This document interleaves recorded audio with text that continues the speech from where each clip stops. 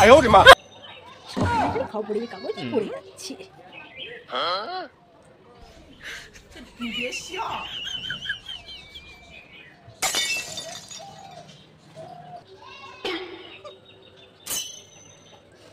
কি গো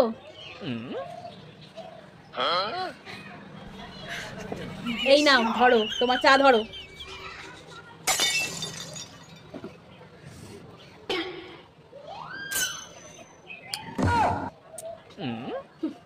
আজকে 10 বছর সংসার করছি নিয়ে চা কোনটা আর জল কোনটা এখনো বুঝলো না।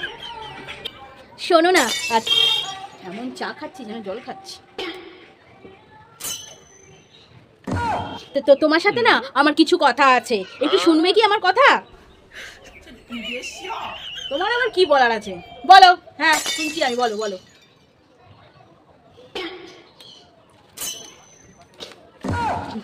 বলছিলাম যে একটা কথা বলছি শোনো। বলছি মেয়ের তো দিন দিন বয়স বেড়ে যাচ্ছে, মেয়ের জন্য তো একটা ভালো সম্বন্ধ দেখে এবারে তো বিয়ের ব্যবস্থাটা করতে হবে নাকি? মেয়ে তো এবারে বুড়ি হয়ে যাবে বলো।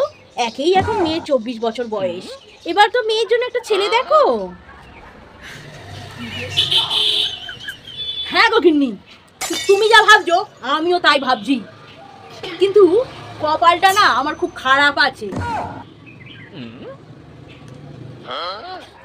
কি আবার তোমার কপাল খারাপ বলো তো? খালি কপাল খারাপ কপাল খারাপ, কিসের কপাল এত খারাপ তোমার?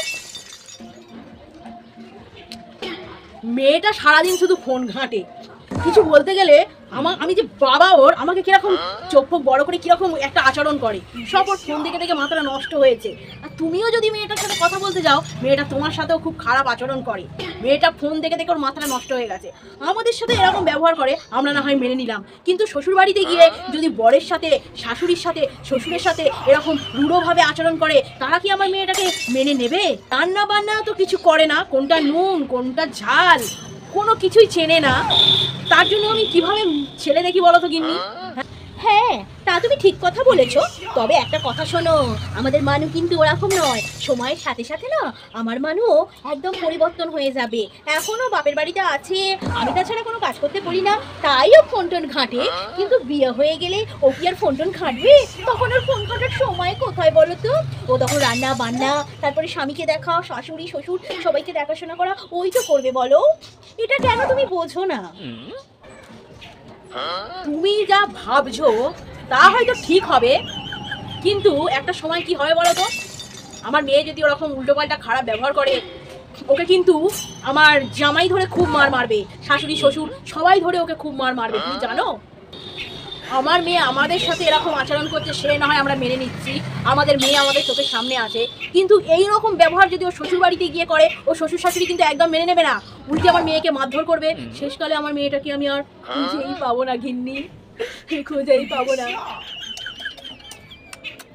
হ্যাঁ তা তুমি ঠিক কথাই বলেছো, চারিদিকে যা বধূ নির্যাতন বেড়েই চলেছে, তা বলে কি তুমি মেয়ের বিয়ে দেবে না? একটা ভালো ছেলের হাতে হস্তক্ষেপ করলে আমার মেয়েটাকে তো ভালোই থাকবে সে, তাই না? বিয়ে তো আমি ঠিকই দিতে চাই বিন্নি, তবে কিন্তু একটা মধ্যবিত্ত ছেলে দেখে আমার মেয়েটার বিয়ে দিতে হবে, যার মধ্যে একটুখানি মায়া দয়া থাকবে। আরে মায়া দয়া কারোর প্রতি থাকুক বা না থাকুক, ওর যদি স্ত্রীর প্রতি যদি একটুখানি মায়া দয়া থাকে তাহলেই হবে। দেখবে মধ্যবিত্ত পরিবারে মেয়েকে যদি আমি বিয়ে দিই, ওরা দুজনে সুখে থাকবে, ওরা সুখে শান্তিতে ঘর করবে, অনেক পয়সাওয়ালা দেখবো, এদিকে তার মন ভালো হবে না, দুবেলা হয়তো মেয়ের এই আচরণে মেয়েকে মারধর করবে। কিন্তু যদি আমি একটা মধ্যবিত্ত ছেলে দেখে দিই, মেয়ে যদি রান্নাও না করে কোনো অসুবিধে নেই, হোটেল থেকে খাবার অর্ডার করে দিতে পারবে। তুমি জানো এখন মধ্যবিত্তদেরই ভালো মন, আমি কিন্তু আমার মেয়েকে কসাইয়ের হাতে তুলে দিতে পারি না, বুঝতে পেরেছো গিন্নি? এরকম মধ্যবিত্তই ছেলে আমার ওই মেয়েটাকে সুখে রাখতে পারবে। তুমি দেখবে একটা মধ্যবিত্ত ছেলের সাথে আমার মেয়ে যদি বিয়ে হয়, ওই তোমাকে ফোন করে বলবে, মা আমি খুব সুখে আছি, মা মা আমি খুব সুখে আছি, মা খুব সুখে আছি। হ্যাঁ, তা তুমি ঠিক কথাই বলেছো। আমাদের মেয়ের দিনে 2000 টাকা করে হাত খরচা লাগে। একটা মধ্যবিত্ত পরিবারে যদি তার হাতে 50 টাকাও তুলে দেয়, তাহলেও তারা ভাববে যে রোজ রোজ আমি আমার বউকে 50 টাকা করে দিচ্ছি, ও কি খরচা করছে না করছে। মধ্যবিত্ত সংসার মানে বুঝতেই পারছো, টানাপোড়েন তাদের সবসময় হয়ে থাকে। শোনো, একটা কথা তোমাকে ভালো করে বলে দিচ্ছি, আর যাই করো এমন জলে মেয়েকে ফেলে দিও না যে সাঁতার কেটে না পাড়ে উঠতে পারে। এমন যেন কাজ তুমি করো না। মধ্যবিত্ত ফ্যামিলিতে মেয়েকে দাও, সেটাতে আমার কোনো আপত্তি নেই, কিন্তু মধ্যবিত্ত ফ্যামিলি খুঁজতে গিয়ে মেয়েকে যেন একদম জলে ফেলে দিও না, এই আমি তোমাকে বলে দিলাম, কিন্তু বলে দিলাম। আচ্ছা তুমি এখন বলে দাও আমি এখন কি করব? তোমার তো দেখছি সব দিকেই আপত্তি, তোমার কোনো দিকে দেখি না কোনো সুবিধা আছে। আমার সব কথাতেই তোমার আপত্তি, কোনো কিছুই ভালো লাগে না তোমার। তাহলে আমাকে এত বেশি চিন্তা দেওয়ার কি দরকার ছিল তোমার? আচ্ছা শোনো, তুমি কি আগে মেয়েকে জিজ্ঞাসা করেছো মেয়ে কি কারোর সাথে প্রেম টেম কিছু আছে? এখনকার বাজারে ছেলে মেয়েরা তো সব প্রেম করে বেড়ায়। তোমার মেয়েকে কি এসব কিছু জিজ্ঞাসা করেছো তুমি? একটা মা হয়ে তো তোমার আগে মেয়েটাকে জিজ্ঞাসা করা উচিত যে মানু তুই প্রেম টেম কিছু করেছিস, তোর জন্য কি ছেলে টেলে কিছু দেখবো? এই মা ছিচ্ছি, আমার মেয়েকে তোমার বিশ্বাস নেই ও কাউকে প্রেম করবে? সেটা সবাই বলুক, কিন্তু আমি বিশ্বাস করি না করি না করি না। গিন্নি, তুমি আগে মেয়েকে জিজ্ঞাসা করোনি? মেয়েকে তুমি না জিজ্ঞাসা করে আমার কাছে তুমি ফ্যাট করতে এসছো? তুমি জানো, তুমি চেনো কতটুকু এখনকার ছেলে মেয়েদের? ওরা মানুষের মান সম্মান নষ্ট করে চলে যায়, কে মা কে বাবা ওসব প্রেমের জন্য ওরা ভাবে না। জানো এমন অনেক ঘটনা ঘটেছে যেখানে মা বাবা সবাইকে নিমন্ত্রণ করে দিয়েছে, বিয়ের দিন মেয়ে পালিয়ে গেছে ছেলের সাথে। তুমি একবারও মেয়েটাকে জিজ্ঞাসা পর্যন্ত না করে তুমি এখানে ফ্যাট করতে এসছো। যাও যাও, আমার মুখের সামনে থেকে চলে যাও, এখান থেকে এক্ষুনি বেরিয়ে যাও, তুমি চলে যাও এখান থেকে। এই তুমি শোনো, সবাইকে না আমার মেয়ের মতো ভেবো না, বুঝতে পেরেছো? আমার মেয়ে ওইসব করবে এটা আমি বিশ্বাস করি না। তুমি একটা গন্ড মূর্খ, না হলে তুমি তোমার নিজের মেয়ের নামে এত উল্টোপাল্টা কথা তুমি বলতে পারো? এটা আমার মানে একদম মান সম্মান, তোমার মান সম্মান সব থাকবে। তুমি সব কি বলছো? নিজের মেয়ে তোমার, তুমি তোমার নিজের মেয়েকে এতদিনে চিনতে পারোনি? আমি বিশ্বাস করি না ও কাউকে প্রেম টেম করবে।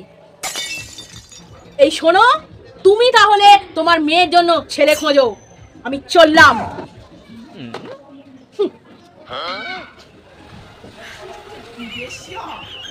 আচ্ছা ঠিক আছে, যাও যাও।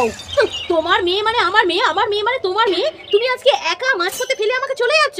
ঠিক আছে যাও, যেখানে পারো তুমি চলে যাও। আর শোনো, একদম মেয়ের আমি যখন বিয়ের দিন ঠিক করব সেই সময় তোমাকে নিমন্ত্রণ করবো, সেই দিন তুমি বাড়িতে আসবে, বুঝতে পেরেছো? মেয়ের বিয়ের দিন তুমি এই বাড়িতে এসে ঢুকবে। এখন তুমি বাড়ি থেকে বেরিয়ে যাচ্ছ যেরকম, চলে যাও।